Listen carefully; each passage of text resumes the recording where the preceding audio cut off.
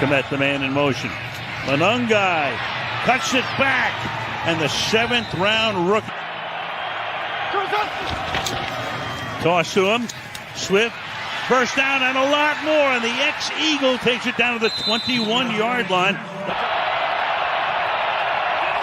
Williams to Swift. Touchdown. What a drive. Wound up in the landing zone and then skidded through the end zone. Start with Swift, who cuts it back. Big gain again. First down. Breaks a tackle. Picks up 19 after the 39. Here's Manungai. In he goes for the touchdown. They can't stop him. Well, they call me sweetness, and I like to dance. Running the ball is like making more mans. 3rd and 1. Here we go again. Here's the chance. The tush push. Did he get it? Recovered by the defense. First down, Chicago. See it real quick, Al, if you can see the ball come out. There's Wright going for the football right there. He did. He got it out. It's still free. Now it's a battle at the bottom. Approaching the 5-minute mark. 2nd down and 8.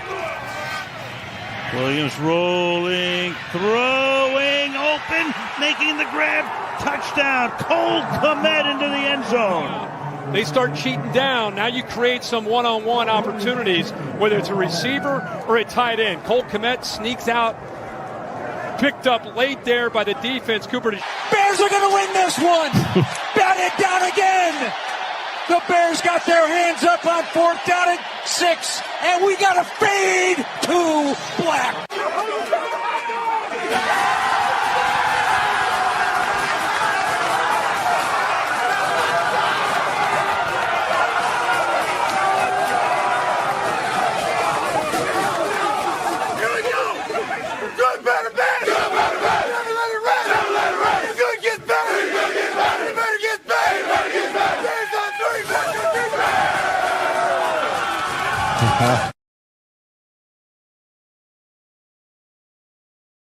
I got your freaking tush push right here. Let's freaking go.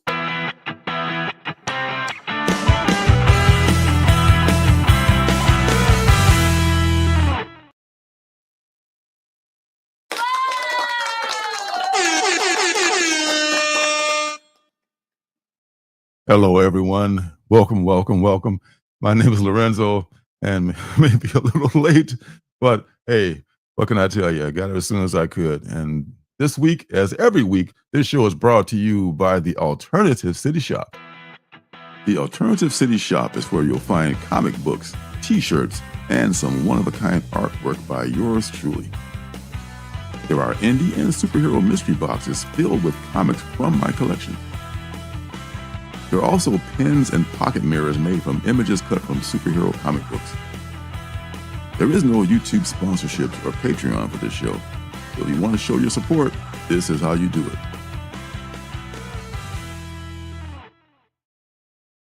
This is how you do it, I guess. And thank you, everybody, for waiting. Thanks for everyone watching on the replay. And and the non-sports fans, I'm sorry, please bear with us just a few minutes. I have to celebrate a little bit of the Bears being the #1 seed in the NFL. I tell you, if they never won another game the rest of the season, I'm good. I'm good. I didn't expect this to happen. I just thought it was going to be like, yeah, maybe they'll be like, 7-9. You'll be happy to not lose all these games. And oh man, it's just so nice to see this happening. This is house money. Everything that happens right now is just house money. And the hated Packers are being played this weekend. It could go either way. If we split with them for the whole season, that's fine. But you got to win at least one of them. So there you go. And there you are. So, oh man, today was crazy. I was messing with this Xfinity thing, the cable modem thing. They made us do another cable modem. I had to hook it up, and they made me download the app, and the app didn't work, and blah, blah, blah. It was messing with that shit. That was just making me so upset, put me behind. And long story short, way too late. But anyway, I'm here now. It's working, and welcome to everyone. Of course, the lovely Janet. Thank you for letting people know that I was going to be a little bit late. She is amazing. Thank you, Janet. Thank you, dear. TN Comics Plus. What's up, Thomas? Good to see you, my friend. Happy as always to see these good folks in here like you and 80s guy. What's up, 80s guy? Here's to you, my friend. And you're here. And yes. And let's see, it's TN again. What else we got? Oh, Damien. Hello, Damien. Good to see you, sir. See what else we gotta look at here. 80s guy, TN. I think that might be it for now, and that's just fine. Thanks, folks, for stopping in and stopping by. And Lordy, what a week! What a week! Something related to comics. I can share this page real quick. I think it is comics, not indie comics, but just a quick drive by here. Let's share the screen.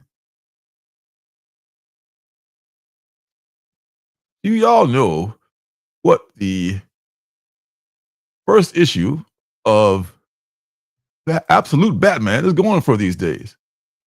Well, I can show you on eBay right here.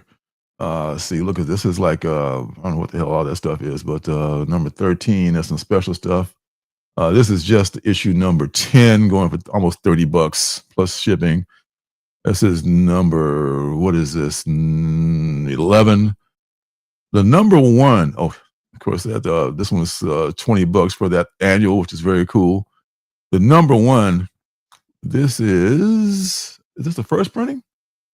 That's not even the first. That was a deal. This one here went for $119, and I'm looking for like a lot. I don't see a lot of like 1 through 12, which I would be interested in seeing how much those go for. Because as you remember, when I was still pulling DC and Marvel, I was pulling 2 Absolute Batmans per week from each store, 1 from each store, so 2 per week or per month, I should say. And I was doing this so I could get an entire run together that I would eventually sell. Well, that time has arrived.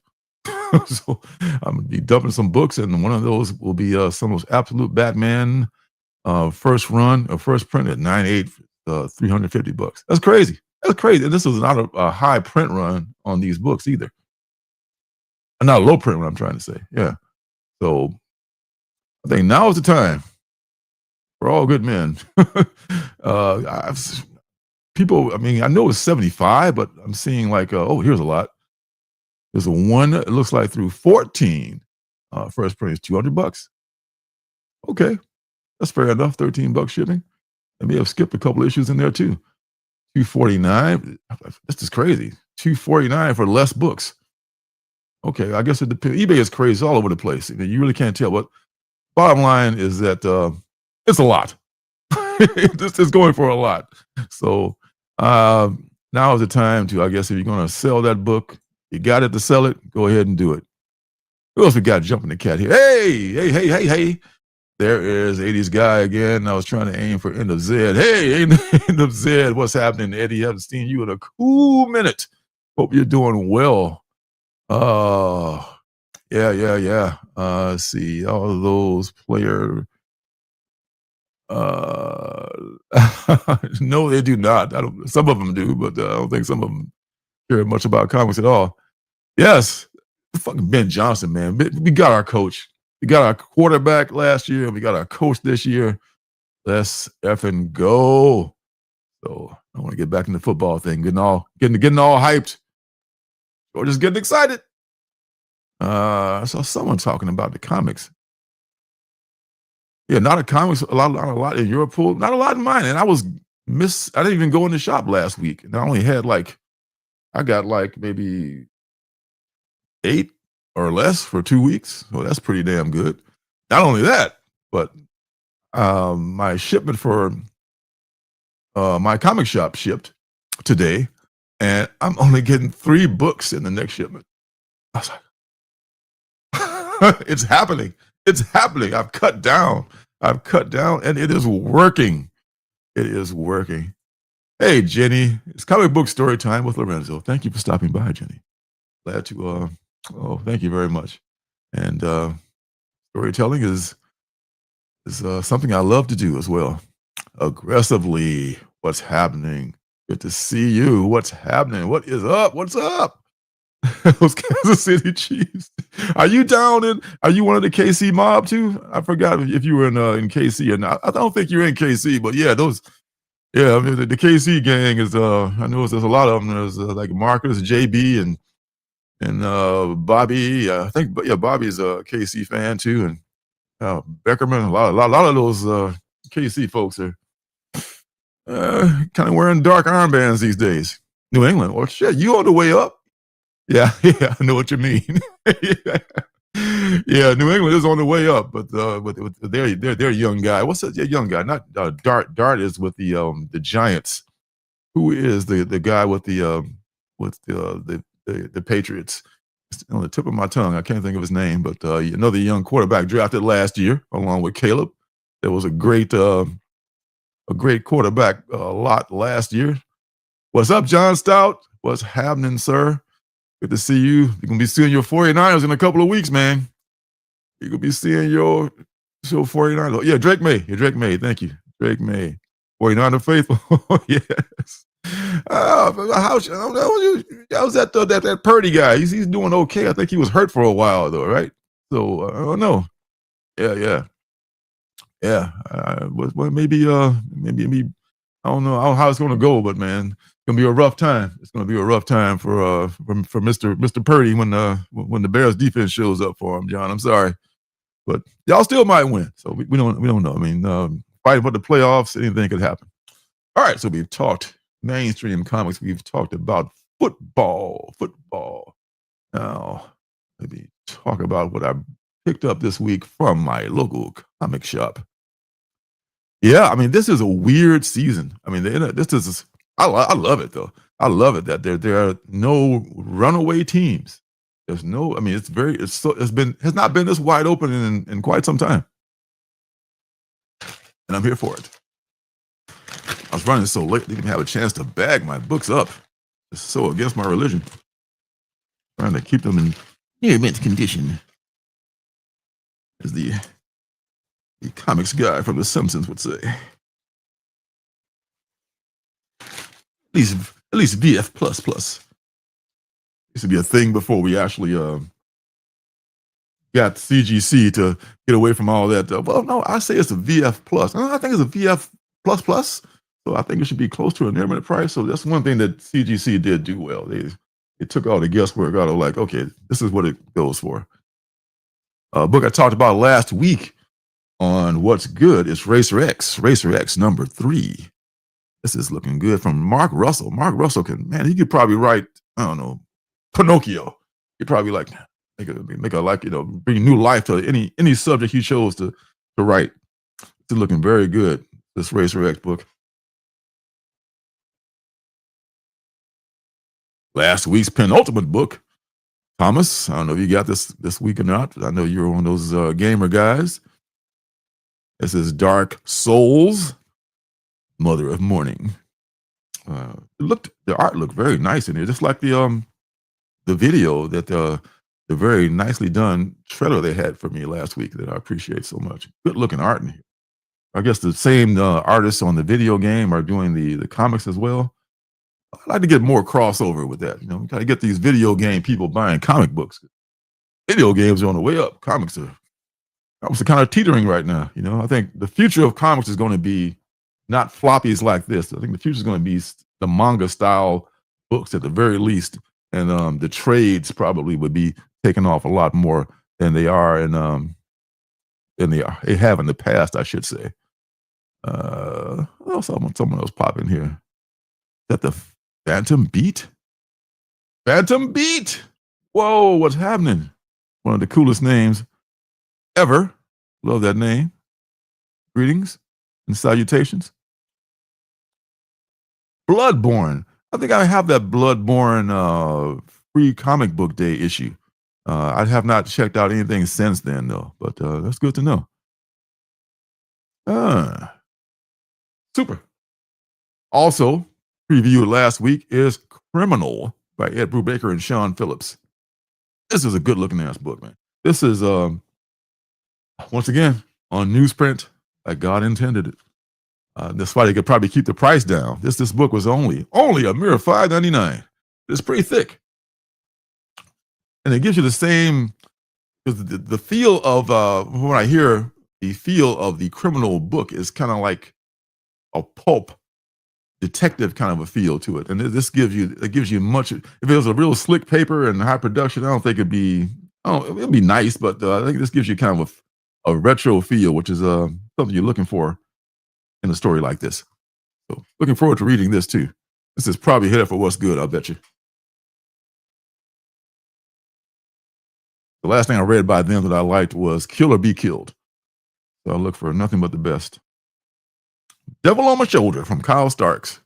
I talked about this a couple of weeks ago, how this is another one of those revenge stories. I would have passed on it. Kyle Starks got me to pull it. Frank kind of talked me into it too, but I'll give Kyle Starks a chance. The last good revenge book I read was not too long ago, like The Creeping Below. So maybe this will be good as well, but we'll see. Next, Briar, Night's Terror. This is the last in the series. It's probably a B cover too, I bet. Always getting the B covers, but that's okay. Sometimes they're nicer. But when you want to sell the lot later on, everybody always wants A covers, for some reason. But sometimes B covers look better, as in this case. This is the story of Sleeping Beauty, Briar Rose, and her little crew of rebellious folks who are going to the Wicked Queen's castle to get her inheritance back. She got jacked out of her inheritance, by being poisoned apples and all, don't you know? Good book, good series. This is like the third series of this book. I recommend it. Taking something in the public domain and just running with it. Something is killing the children. This is the only, my copy got damaged, but that's okay. They're never going to grade this one. Just to be read anyway. Number 45. I think we're heading to that point where we find out what happened to the Jessica, I think. That was Erica's mentor. Yeah. They've been retro on this thing for a while, so it's about to come out now and see what's going to happen. And I think you can pretty much guess what's going to happen. I mean, she was an alcoholic and all that, so. Hey, is that Larry? That is indeed Larry Love. It is tea time, my friend. Larry Love from The Quiet Storm. Today I am having rosemary tea. Hopefully it helps my voice and my throat and my warmth that I seem to have lost being out there in the cold. Getting cold out there, y'all. Oh, you have it? You haven't read it yet? Yes, I think it's good. You can binge it. It's a good bingeable book. Start with the first series if you can, because you don't really.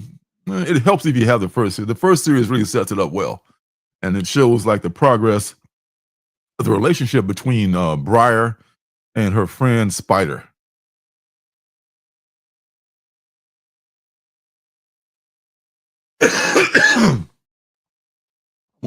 How much would you manga? How I think manga has affected mainstream comics? Well, I don't think it's affected the people who create I mean, I know this much about manga in general, but I know that it is the shit. It's the shit that young people are buying. They love manga and they love anime. They know these characters. I don't, because I think the people that make the comics, the publishers, they tend to be a little tone deaf. I mean, they kind of like the way DC didn't take Marvel seriously until they were kicking their ass all up and down the 1960s and 1970s. So maybe they won't realize it until like, oh, the manga's kicking our ass so bad and we're going out of business. Maybe Marvel and DC are owned by two big conglomerates who really just mine those IPs for other products. They really don't give a shit about comics. I mean, they have this established IP that's out there that they can license in other venues that are making more money. basically, like movies and video games and so forth like that. Underoos, when it comes to the superheroes and that kind of thing. So they probably won't see it coming. It's probably up to us to make it happen. It's up to us to like see the change in the air and just act upon it. So yeah, it's definitely affecting because the sales are like through the roof. I mean, for manga, and it's not so much. I don't think as like we love our stuff to be in pristine condition so it can be graded and all that stuff. Some of us do at least. I don't think the manga readers give a damn about that. So they care about the good story, and it's it is a good medium also. What's that, John? I think it's taken a lot of readers that would otherwise, that would otherwise read comics. You're right. Plus, they don't have to wait. I mean, I love your continuous stories.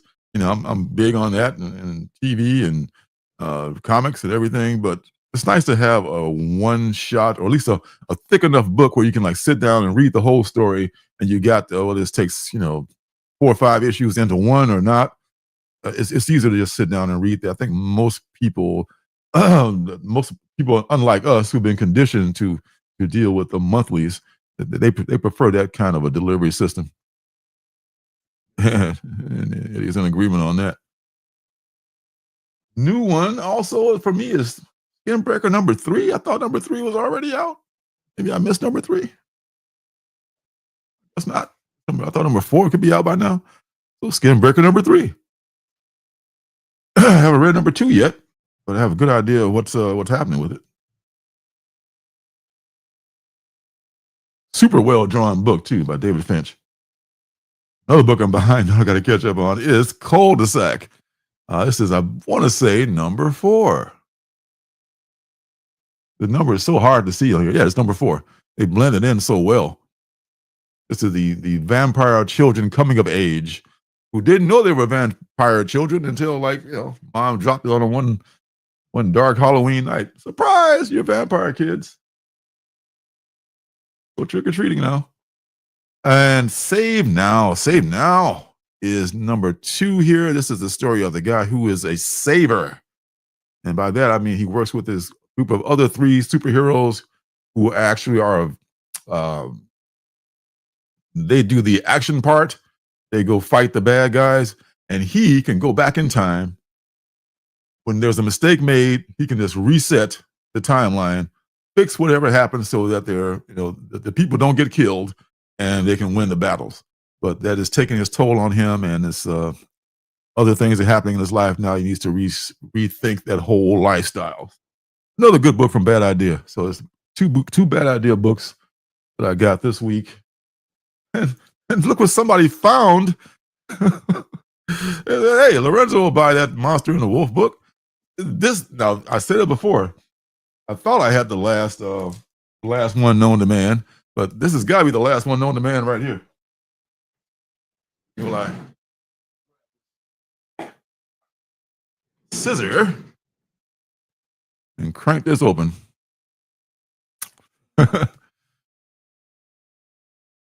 Said, I just bought book. Whoa, nice. Okay, ready to start the story. You'll like it. I think you will. See what's in this baby. It was pretty ordinary. Doesn't feel like a medal. See blind bags now going up. I think we're reaching blind bag saturation where it's ready to jump the shark like Fonzie. Oh, well, look at this. Not metallic, but it's nice. I don't have this one. He's only got 2 doubles out of 12 books. Only got 2 doubles. So I feel I got pretty lucky with that. This is just a regular cover. I don't think it's one of those fancy ones, but it's very cool. Man, Mark Spears, the hardest working man in the comic book industry. All right. That's it. That's it for the stuff that I picked up this week. Yes, sirree. All right. And without further ado, let's get through this next segment here, which, as y'all all know, is called What's Good. And here we go.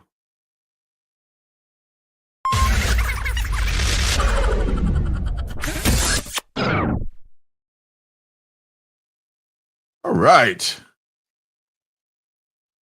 This edition of What's Good will be kicked off by a book that I did not see coming. In fact, I forgot that I even ordered it. I only ordered it because of this like crazy retro cover. Kind of like plays on the old romance novel books. And it has like a fake ad on the back and everything. The fake ad has the robot lady with the weird navel and everything. You can see that inside the book too. And it's called Eurotech. Don't you know? There was like a number, there's a number 1 in 25 that was on Time's top 20, it was top 10, I should say. And it was going for like maybe, double ratio, maybe $50-$60, something like that. And it's written by Sean Haynes, art and letters by Jeffrey Krozik, and the cover also by Mr. Krozik. And there's a variant cover. That's the one with the robot having sex on it that was so popular by Howard Chaykin. Mr. Howard Chaykin is a kinky rascal. Howard Chaykin, he's known for some kink. Would I want to do my own monster cover? You mean like of a monster that I see what you mean, like from the Monster the Wolf. I'm actually working on what I have this in progress right now. I got the pencils and inks done. You have to color it. I have a Mark Spears Monster and the Wolf blank cover that I got, and I'm working on it. It's almost finished, so hopefully it'll be done by the next week or so. Coloring is not my strong suit, whether like either on digitally or with the markers, which I actually use, because the markers are the easiest way to get stuff done on those covers.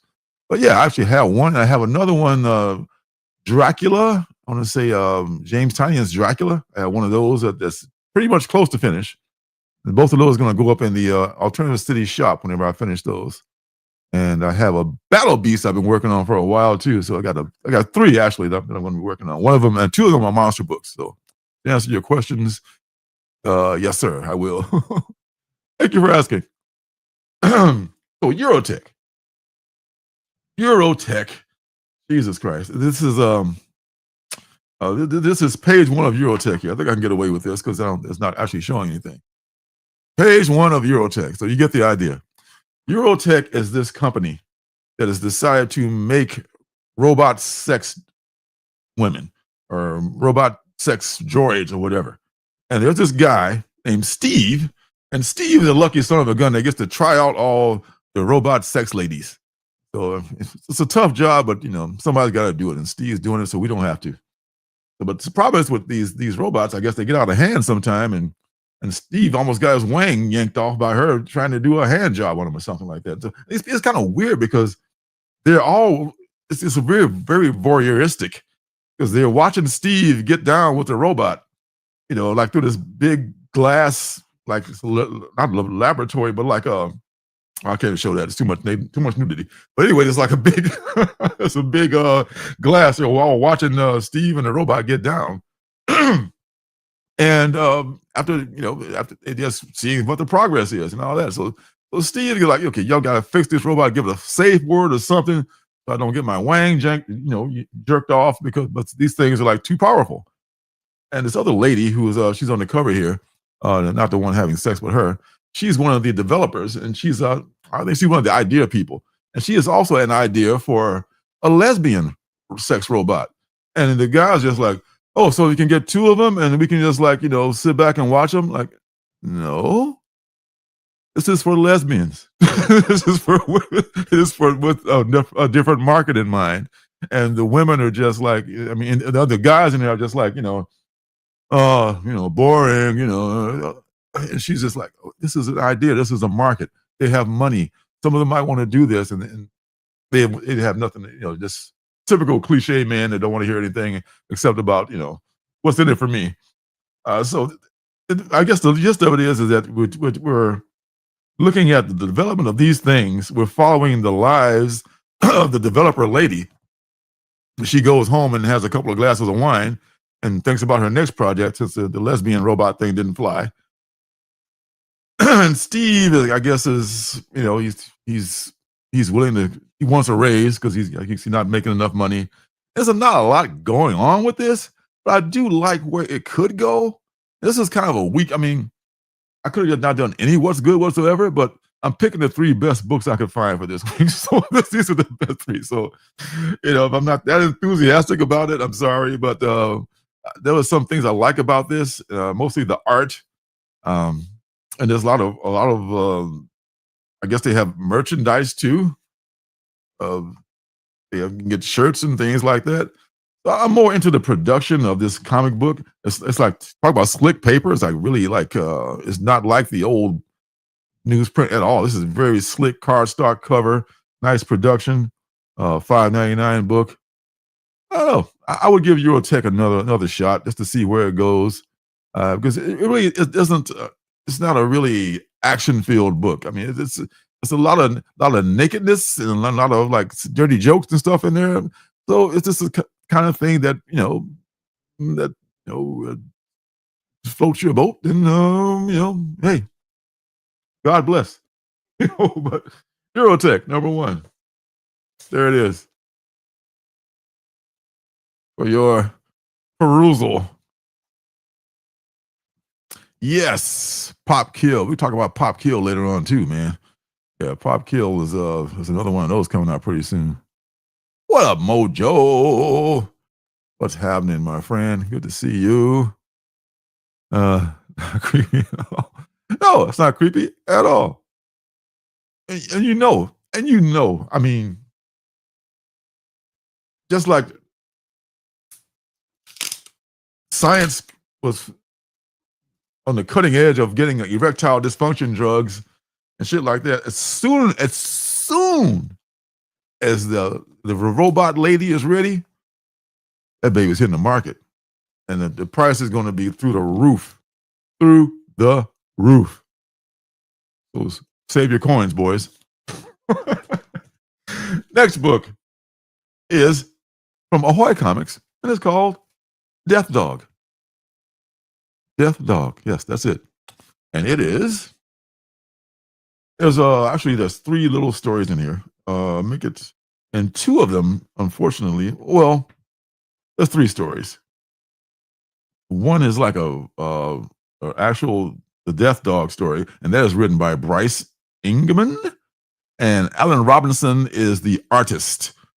A guy named Alan Robinson used to be a receiver in the NFL. I don't think it's the same guy though. And the second story is Open to Interpretation or Bullet Points, and I think that one is a prose story. They get a prose story in there, and they get like a really short story about what's that second story about? Let me see. They put the cart before the horse. Oh, Pappy Jeffs. Okay, Pappy Jeffs is more like an ad, so I take that back. It's not even a story. I'm thinking about the other book. Never mind. Death Dog. Death Dog takes place in the near or distant future. I don't know. In the future for sure. And it turns out that dogs have become extinct. Yes, perish the thought.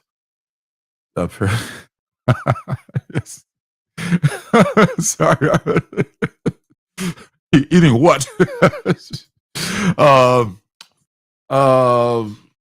And the dogs have become extinct. So some scientists have loaded all of the best attributes about dogs and put them into these like what do they call these things?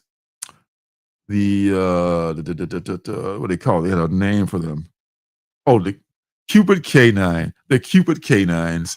And these are like lovable little dogs that look just like real dogs and everything. And they put all those things, all the attributes of real dogs into those. But eventually, they're all being retired too, because I guess the government's decided to just like turn all dogs into like weapons. So they decided to make these things called death dogs just to keep order. You know, there's a guy that was accused of stealing. Well, he claims he wasn't stealing, and this death dog is about to fuck him up. This death dog is like, you have been accused of theft. Now, give me an option of which hand to bite off, or I will choose a hand to bite off. You have 10 seconds.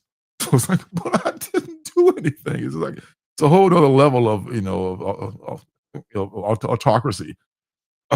So, but the people who had put the best attributes of dogs into the robot dogs before they would have been militarized, put like a little fail safe in there. And at one point, Death Dog just like turns normal, like a real dog.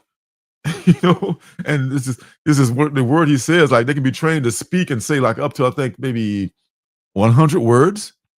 But this one particular Death Dog, he loves the word potato.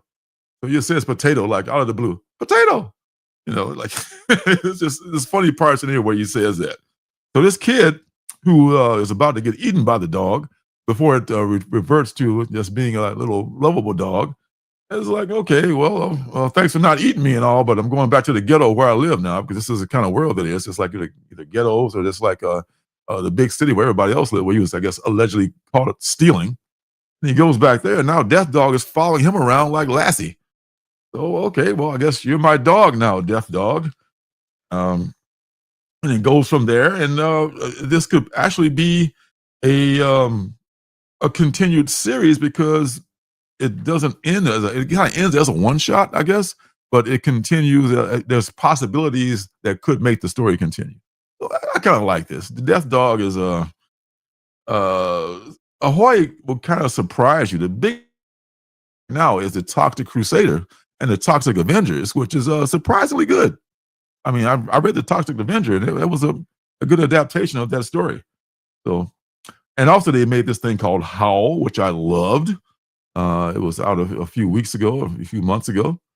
So they got some stuff going on here. So in a slow week, Death Dog gets a thumbs up. Pick it up.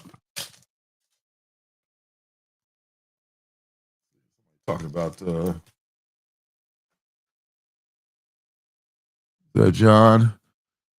There were robot ladies on display at some tech expo. There are videos on IG. Wow. You steal my heart. Wow.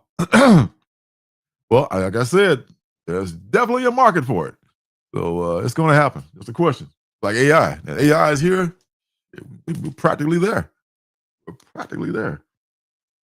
You could not tell us that the woman on the tech support phone with from Xfinity was not AI. She did not sound human. And Jen asked her, "Are you AI?" "No, I am not, ma'am." Okay. If you say so, robot. The last book on this slow week of what's good is called Liquidator. And it is from Mad Cave. It is written by Peter Milligan. And Peter Kowalski is the artist on here, and Brad Simpson the colorist. This, man, the first page is one of the first panel on the first page. I just stared at that for a long. I hope I can get a good image of that.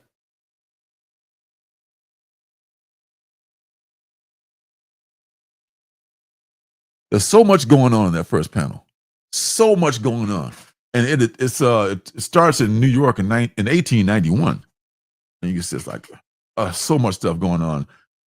And this woman is a liquidator, which is basically kind of like a time cop. She straightens out, like, I guess, rogue and I guess the time travel has become like a big thing now because there's got to be somebody out there to regulate it. There are people who are traveling through time just like doing things they shouldn't do, leaving things in places they shouldn't be left.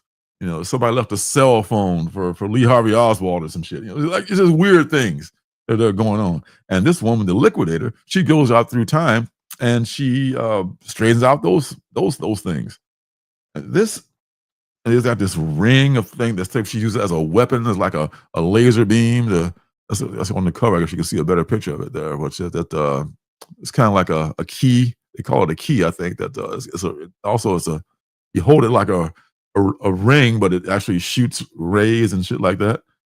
And it's not a lot actually developing in the first one. She's having a lot of issues slipping in and out of time, I think.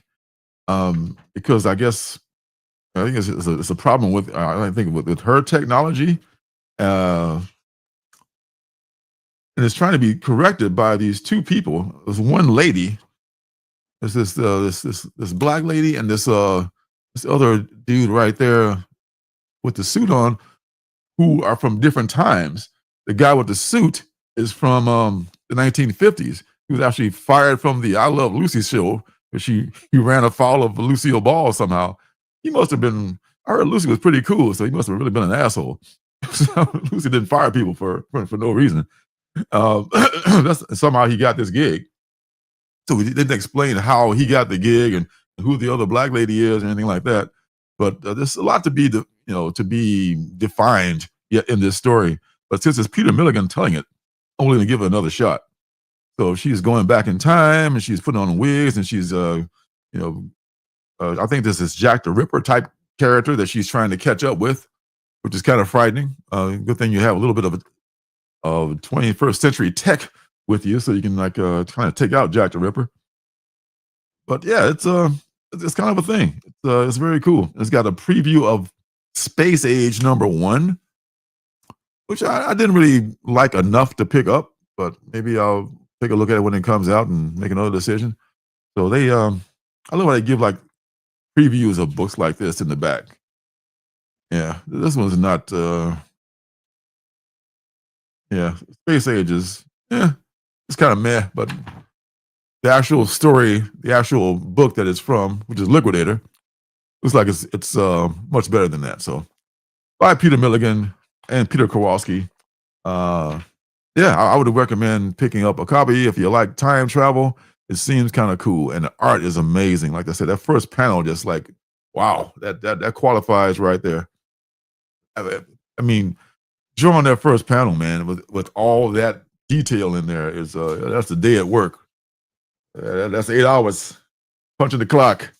All right, so that's your what's good for this slow week. Thank you and good night. All right, add something else to the stage here. I get rid of this thing. Oh, remove that. Stop that one. Add the new one.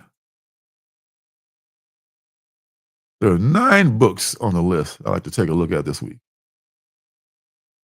Count them, 9. 9 books. All right. And the first one on that list is, guess what? It's not Action Comics, also Foreclosure. It is Geiger. Number 19. I didn't notice that last week, or last time we talked about Geiger.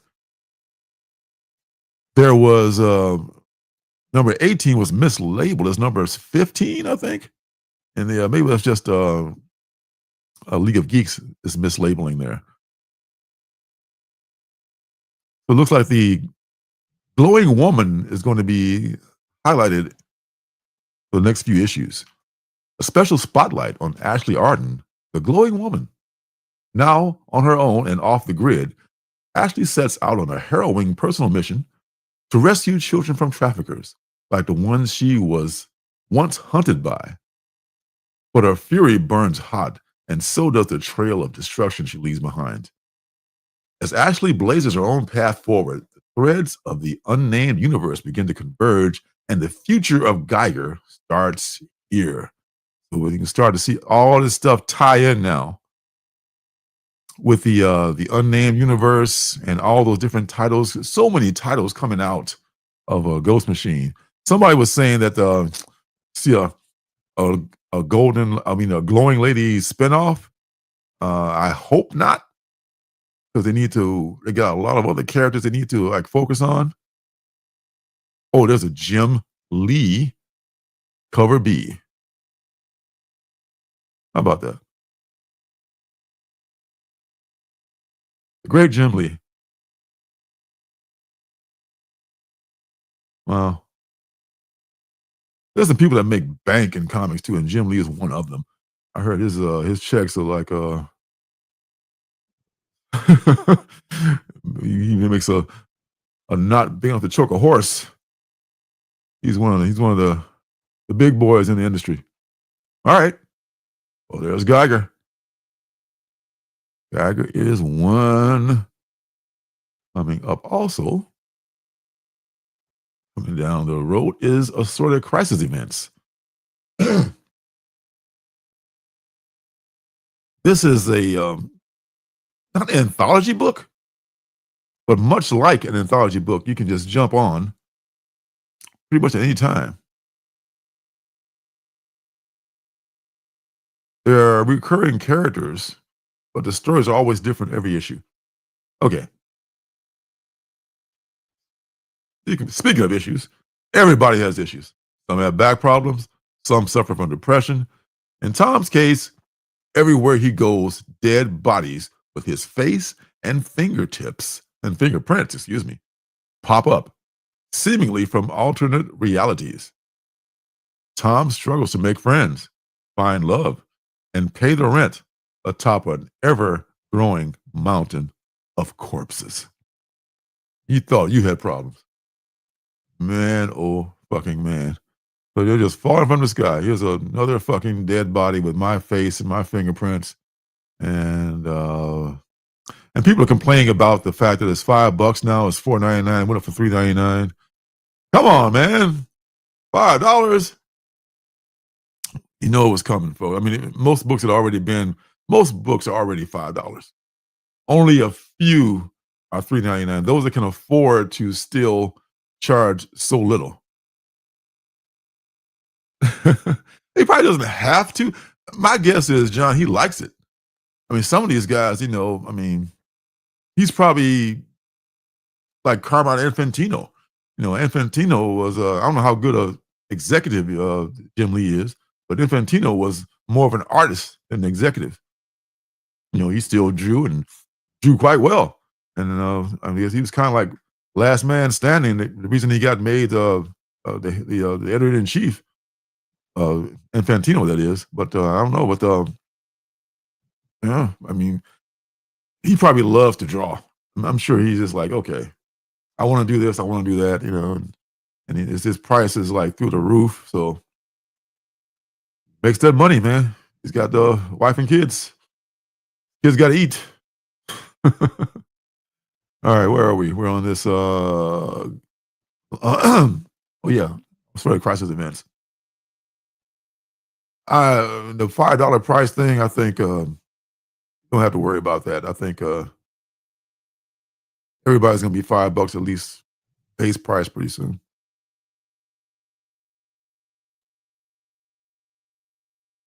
Coming down the list. Next is one of my favorites, of course. Minor Arcana. Marvel Knights Punisher. If you have to buy a Marvel book, that's probably one of the good ones. Don't talk about stuff like that on this show. Not anymore. Minor Arcana, here we go.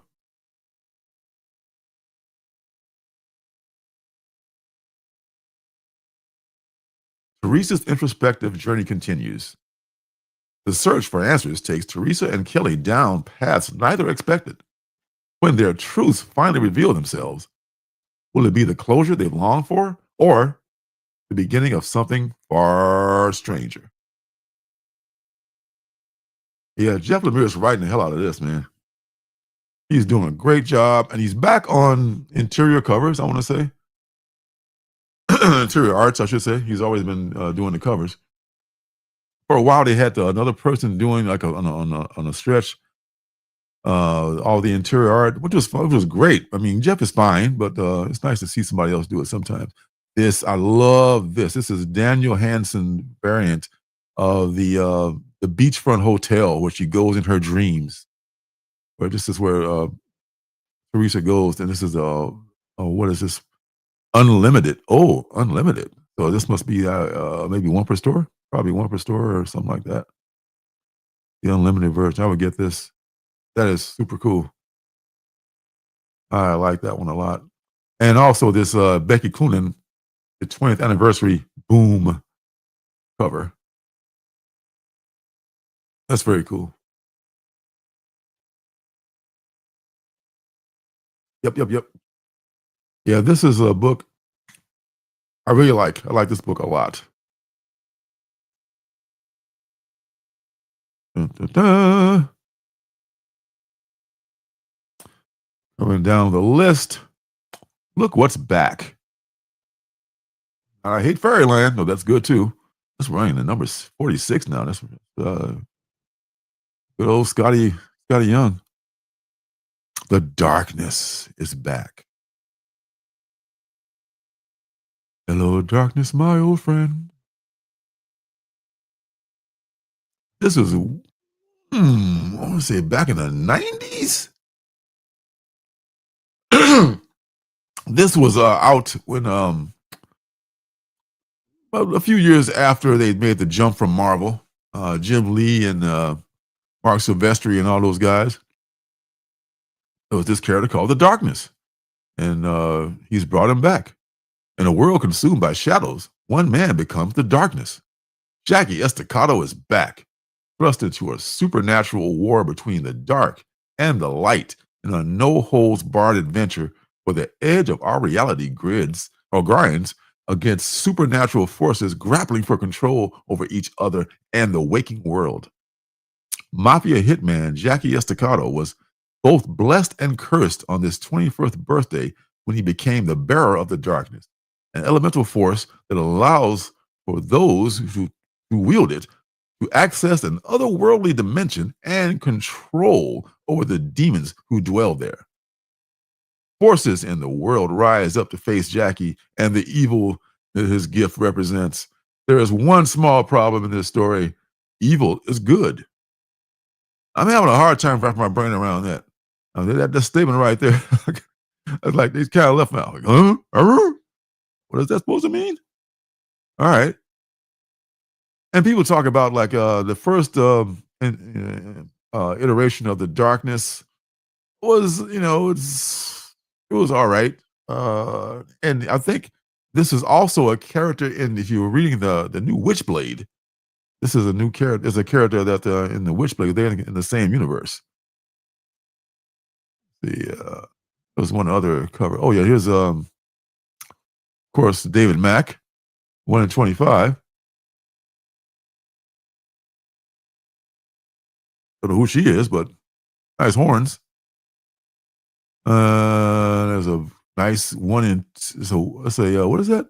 There's a blank variant. We've got the blue line on it, which is cool. You know about the blue line. The 1 in 100 Ed Bennis, black and white. Very much in the style of Silvestri. Those super detailed guys like him and Finch and McFarlane. Those guys that go through a lot of ink. And the 1 in 250. 250 Mark Silvestri, black and white ones. So the black and white ones end up being like the high incentive covers, it seems.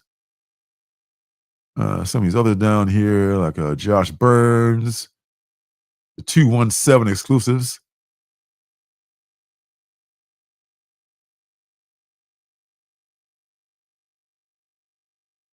It's all pretty this much the same. This is the 616 Tiago da Silva. Yeah.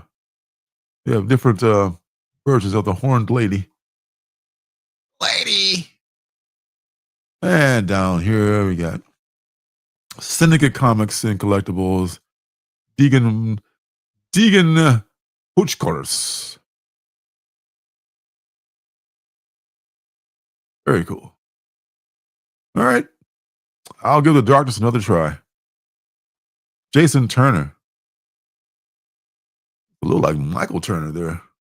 Just a little. A little bit of that style. Very cool. All right. I will probably pick this up. Yes.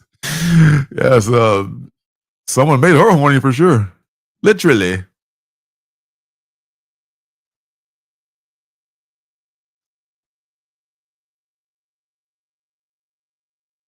Oh, he does, I think, have this love of the game clause, like Michael Jordan.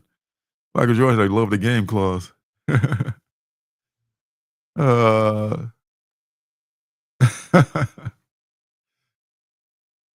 can stop and play basketball wherever he wants. Nobody can stop him. Next on the list, this is one that there's a lot of hype behind it. And I'm really a little bit surprised, quite frankly, that they didn't have a trailer for this. And that one is from Bad Idea. And it's called Ordained. Perhaps you've heard of it. No, I have. I mean, this book has been solicited for quite some time. And it also is already set to it somehow is already licensed, I want to say. So very soon it's going to be a movie or a series.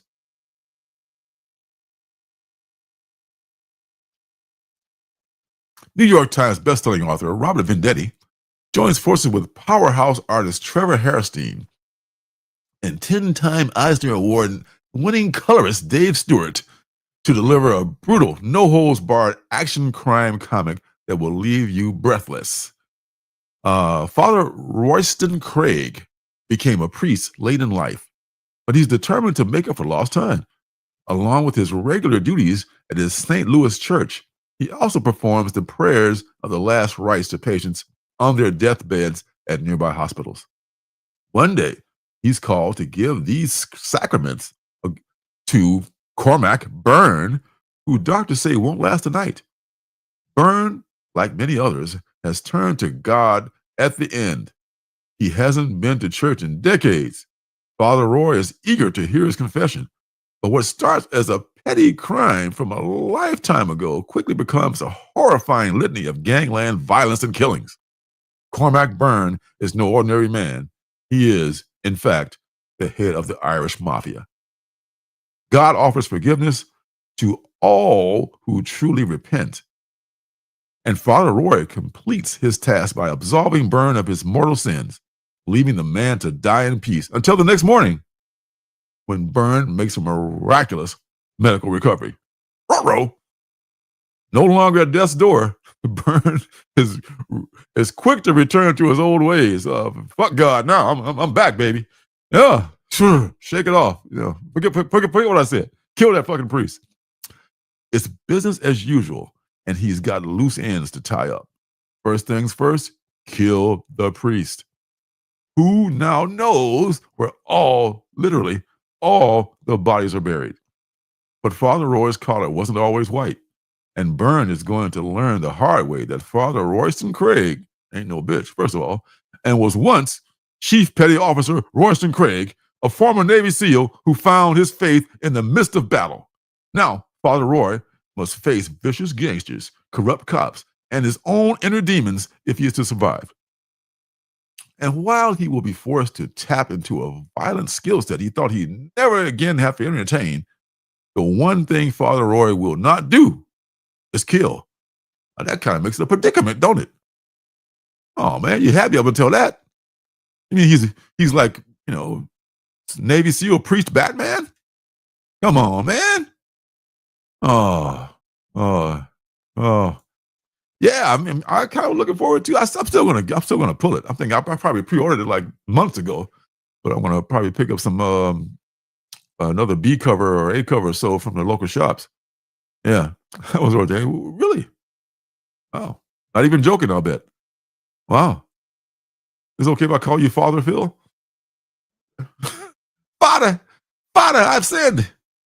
You know, like angels with dirty faces with who was that? James Cagney. I think that's what it was. Yeah. Bad ideas everywhere all of a sudden. I'm losing track of all their books. Always worth a try, though. Yes. Got that right, sir. Got that right. Yeah, I mean, they're coming on strong. I'm here for it. So, they've seen the error of their ways and things they did in the past, and I'm willing to forgive them. Speaking of being ordained and forgiving, yes. 3 Hail Marys and one tip pass in the end zone and so forth and so on. All right. So Ordained is coming. Let's look at some of these Ordained covers we got here. Here is Charlie Allard. I may have ordered this one. Not sure. No, I think I'm probably picked this one up from Danger Rooms. I bet Frank likes this one. This is the one he'll probably save for me. I wrote the A cover just in case. Then there's the Arturo Lozzi, the chromium variant. So imagine this with a super, super shiny chromium cover. Yepper. And there's the 1 in 20 Matthias Vergara, I want to say. Am I close on that pronunciation, Janet? The 1 in 50, Ben Templesmith. Ben Templesmith, who did all the interiors for Tom's book, Crashdown. This is cool. Wow. Crazy. Declan Shalvey, we all know, was also a writer and an artist. And, kind of ominous. Alex Maleev, 1 in 50. 1 in 150, excuse me. Yeah, it's a lot invested in this. Let's see. They don't say anything about the option. Maybe somebody in the chat would say something about that. But apparently it has a movie in the works already with Kolstad working on it. Source is the Bad Idea newsletter. Well, you can take that shit to the bank then. The Bad Idea newsletter had it from God's lips.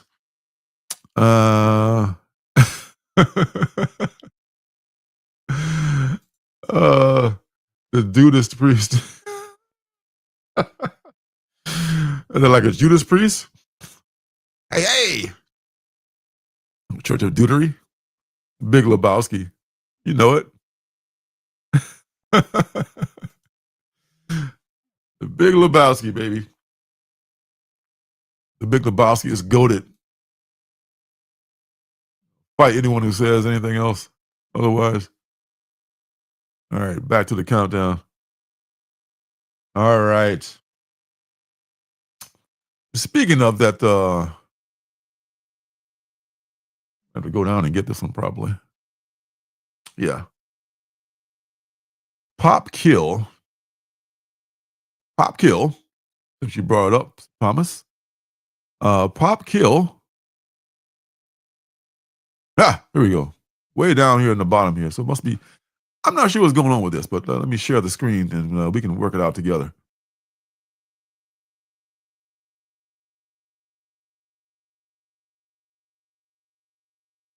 Pop Kill Seasonal Flavors, #1, 2025 edition.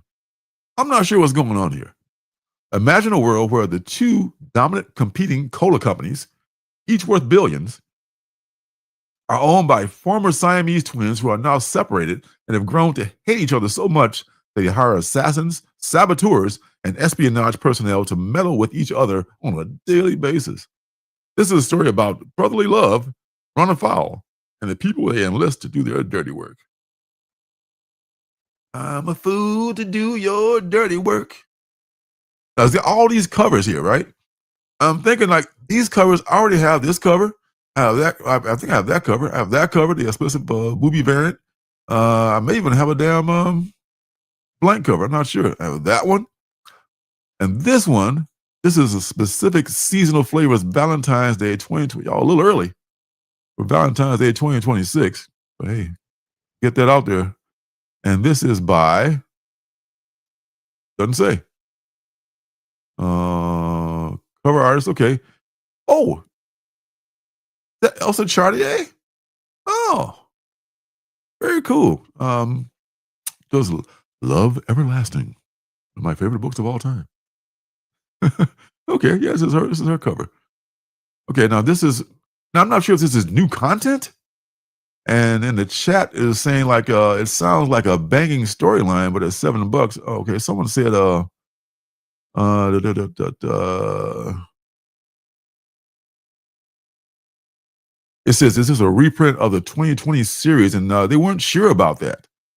And the two answers said they weren't sure. This one I know I've got this one too. It's a 1 in 10 Amanda Conner from the first run. This is the second printing, Paper Wolves, sequential art, comic flops. Artist, please. Flops. Oh, flops. Oh, they go by flops. All right now. Okay. That's very cool. But I just want to know, what am I buying? What the hell am I buying? I mean, I'm not going to buy it, even for a cool cover, a book I already have. The 616 Comics, Cedric Poulat, Fizz 1, Red Ultra Chase, blind box. Come on now. Come on, man. Blind box. What the hell? What in the hell? Oh, $99. $99 blind box. Hell to the no. I don't care if it does have a booty cover on it. Great shapes to be in. Here's one. Okay. They come up with great covers for this book, this series. There was a Kickstarter, and there was another volume that came out, I think last year, where I got most of my covers from. And then I'm not sure what this is exactly. Not quite sure what this is, but there's plenty of covers. So you're a cover lover, don't fall for the okie doke if it's the same story. That you just want to spend $99 for a blind box. This is what I'm talking about. This is what I'm talking about, jumping the shark. Because the whole idea of the blind bag, and to me, is a lottery ticket at a low price. But of course, a capitalist is going to see this like, oh, they like that? Let's charge $100 for it. And they can pay. This one's $29 here. Shikari color hold virgin variant. I'll let you put your own innuendos in here because there's a million of them. It's a cool cover. Adam Hughes had a cover in the first volume that is pretty much the standard, and then that has held its value. That one still costs like way more than I want to pay for it. Yeah, I love all these covers, man. I don't think, I'm not sure, Thomas. I mean, I think this could be like another money grab by the publisher trying to get people to buy, new books with the same interior content and different covers. I don't know. Yeah, I don't know if it's new, Mojo. Don't know if it's new, but we'll find out one way. But I don't want to find out by buying $100 blind bag or blind box, whatever. Yo, sicko Tron. What is happening? All right. Enough of this cover speculating and booty cover chasing.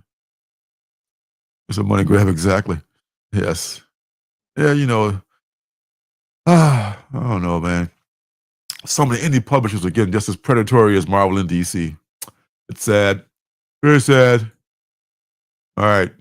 Going back up from Ordain, from Pop Kill, to one more book that we already talked about, and it's been a penultimate book. Maybe not penultimate, but definitely was in What's Good for that week. And that book is Crownsville. This is number 2. Rodney Barnes. And was it Oni Press? Yep, Oni Press. Come on. All right, what's happening with number 2? Wrenched back from the abyss, a blood-stained history has come roaring back to haunt the living. Inspired by the all-too-real events of Maryland's most notorious mental asylum, master storyteller Rodney Barnes and ethereal artist Elia Bonetti unite to tell the heart-pounding tale of a murder investigation where the vengeful ghosts of the 20th century are both suspect and witness. The spirits are stirring in the long-abandoned mental institution known as Crownsville. The long-buried dark secrets of its past are forcing their way into the surface. What happened at this troubled place so many years ago? These tortured souls are determined to be paid their due. Anyone now coming into contact with the facility is being deeply affected and even killed. Penance for sins of the past. How can crime so heinous be repaid? With the specter of the past looming large, a lone police detective and his old friend, a local journalist, are determined to uncover the secrets of Crownsville and try to put the past to rest once and for all. This is your A cover here. This is your Rodney Barnes, your Ilya Bonetti, with Jason Shawn Alexander doing that A cover. And then there is a 1 in 10 Jason Shawn Alexander. So Rodney brought the crew, part of the crew from Philadelphia. Jason Shawn Alexander is amazing. Everybody on that Philadelphia crew is amazing. And there's one more, which is the B cover by Bonetti. And this looks like the detective looks a little Rodney Barnes-ish. A little maybe use maybe Rodney as a as a model there. Bonetti's art is amazing too. I mentioned that in the look up that What's Good from a couple of weeks ago. His art is amazing. Yes, yes, sir. He does it again. What up, Space Case? Space to the case. All right. Well, look what time it's getting to be already. It's 7:20. You know where your children are. But not only that, it is time for the Penultimate Book. And that book is coming right up right now. Hold tight.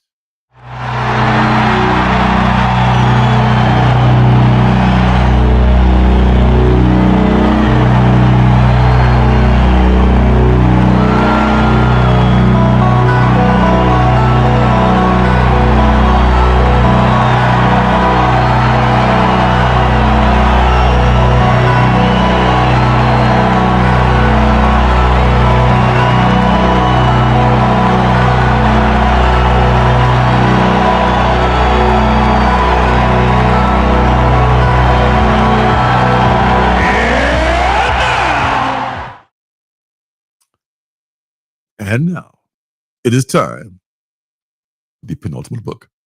And this week, that book is called, from Mad Cave Studios, Our Soot-Stained Heart.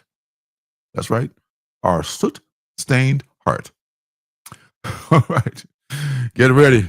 Here it comes. Yes. Here it comes. And this is it. Right now. Our soot-stained heart.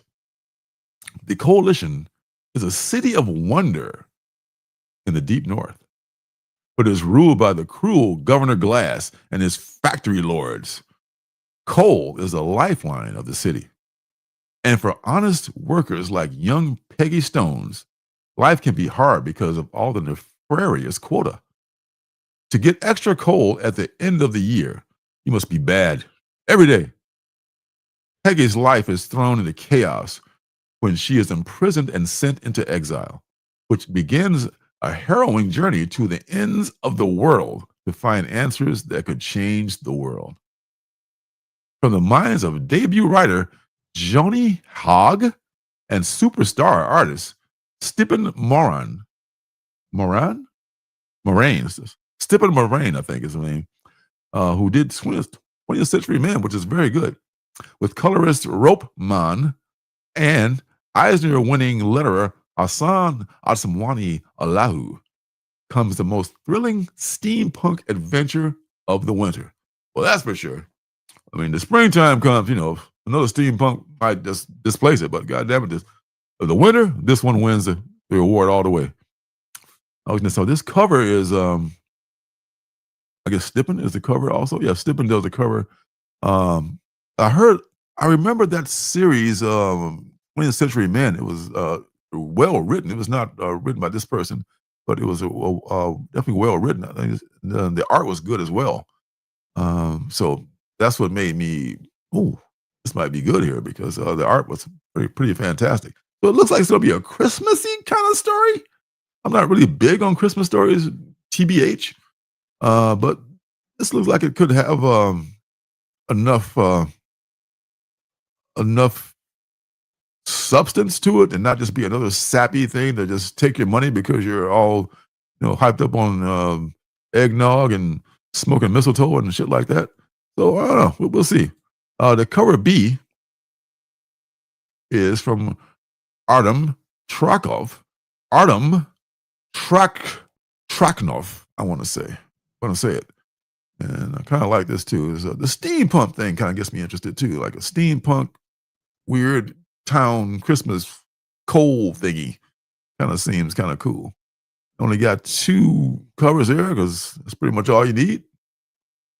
And some people saying here, Stephen Moran shared some art for this book, just putting this on people's radars, and they got 14 thumbs up for that. Cover is so enticing, I am tempted to pull it. Try not to pull everything I find. Just tell me about it. Minorly interesting, but this sounds potentially unique. That's the thing.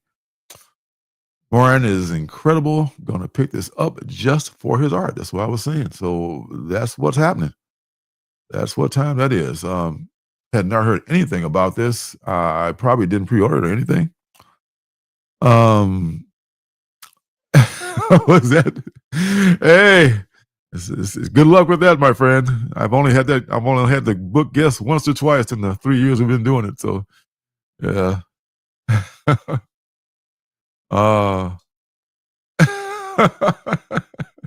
Tell me about it, man. This is tongue twisting. Tongue twister. What company is this? Let me see. It is what do you call it there? Mad Cave. Mad Cave. Yeah. So there's many things, the artist, the publisher, a lot of things that gives me hope that this might be a good book. So there you go. Are they the official? Are they the official Carol of Santa Claus? They should be. I don't know. I think it might be a little more dark of a story rather than kind of like a Christmas Carol was one of my favorite. Is one of my favorite Christmas stories. First of all, but I think this may be in that kind of a thing. Yeah, the coal. The coal, like instead of leaving you cold, so I guess you don't go out of the way to be bad, so you get like a whole sack full of coal, so you can feed her family. You put food on her family. Hopefully, well, whatever you think about it. That is your penultimate book for this week. Thank you. And moving on. The final book. The final book on the list here, which is going to be one of my all-time favorites. Circus Maxima got number 1 of that. Haven't read number 1 yet, so I'll get back to you on that after I read it. Same with Stake Presents. Haven't read number 1 of that one yet. But one of my favorite books is this one right here. And yes, I'm talking about this one, Santos Sisters. And it's reached issue number 10.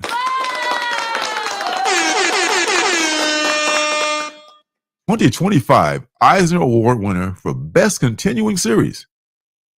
Dirk sets his sights on pro eating. Unfortunately, that is a thing in America. God help us. On pro eating.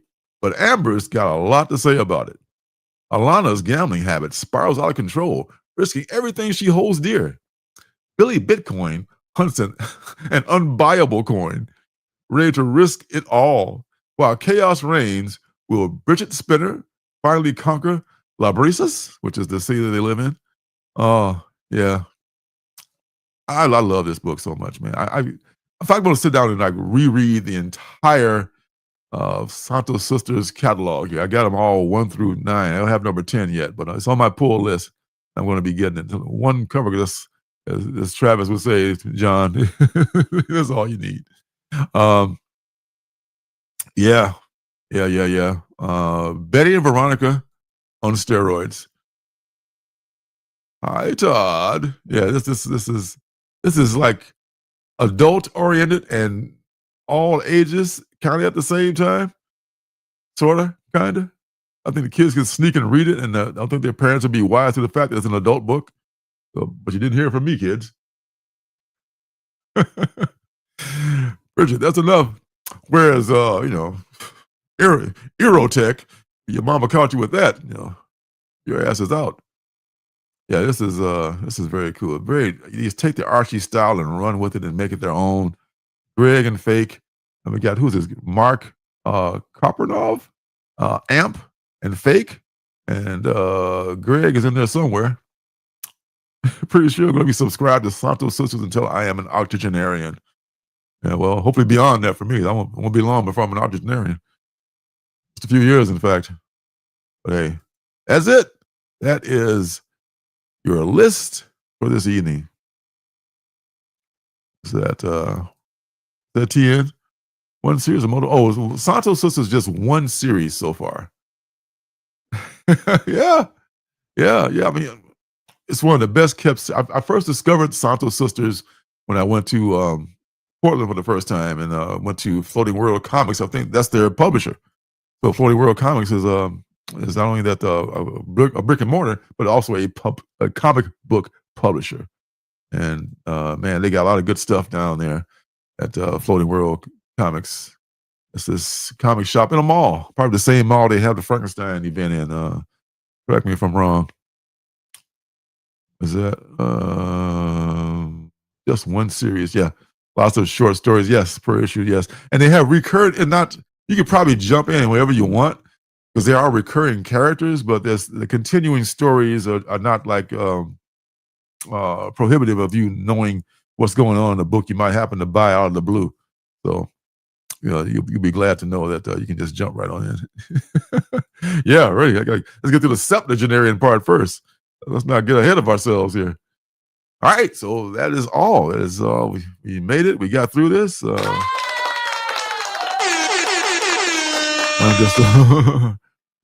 old.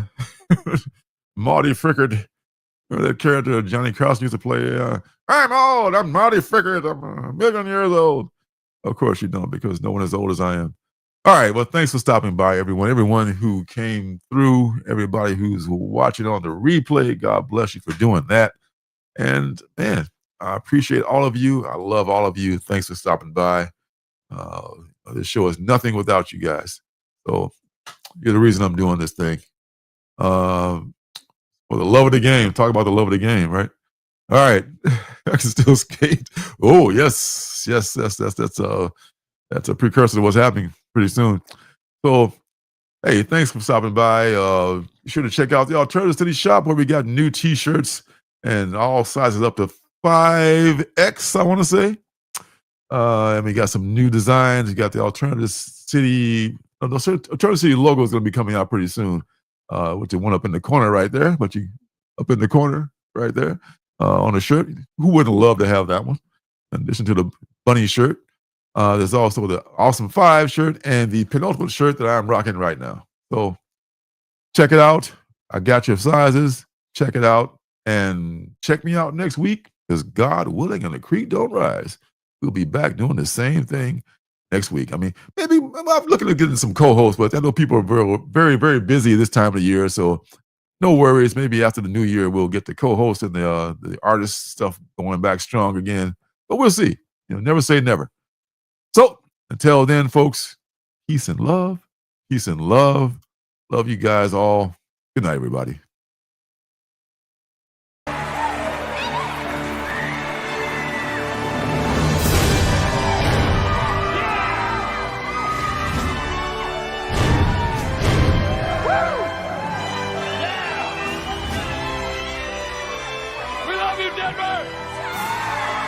City by the Bay, John Denver. Is a fire really necessary? Ask them.